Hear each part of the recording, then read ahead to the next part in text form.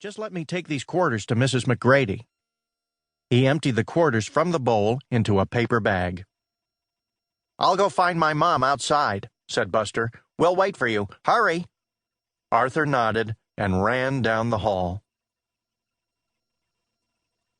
Chapter 2.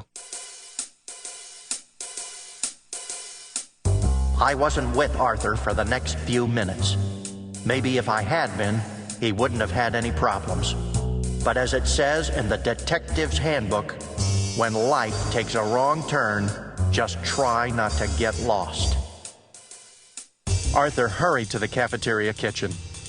He could tell that Mr. Morris, the janitor, had cleaned the floors since lunch.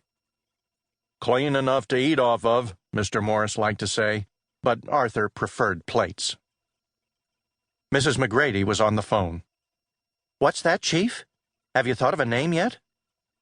Arthur waved, trying to get her attention.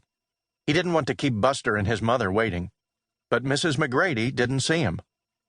"Smokey, sure, that's a nice name for a dog. I see.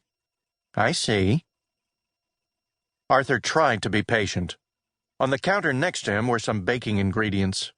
There were bags of flour and sugar, sticks of butter, eggs, and chocolate squares. "Where there's Smokey, there's a firefighter. Cute, Chief. Very cute. I just don't want the dog to get a complex. Dogs are sensitive, you know." The bag was getting heavy in Arthur's hand. He went to put it down and accidentally knocked over the bag of flour. "Chester's a fine name for a dog, don't you think? My first husband was named Chester."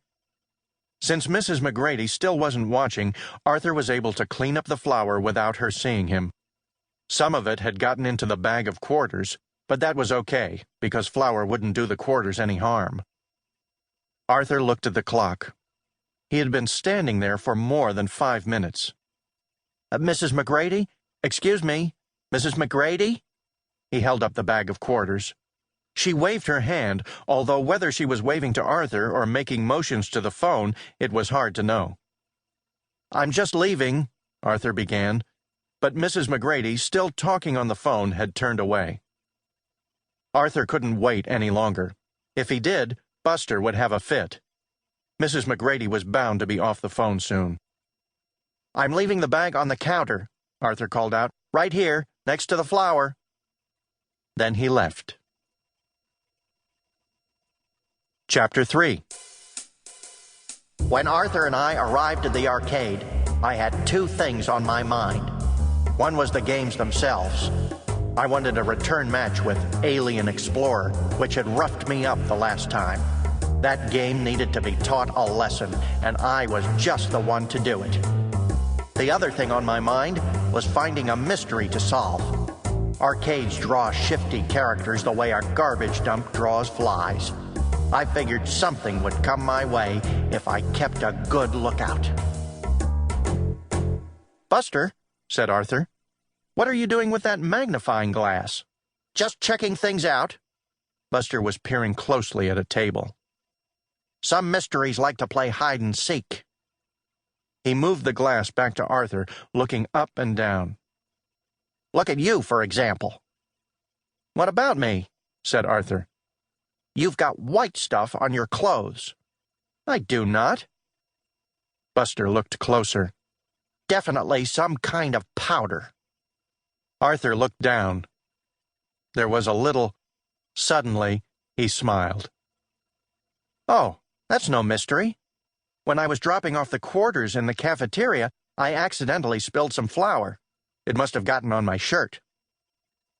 Buster looked disappointed. "Well, it could have been a mystery."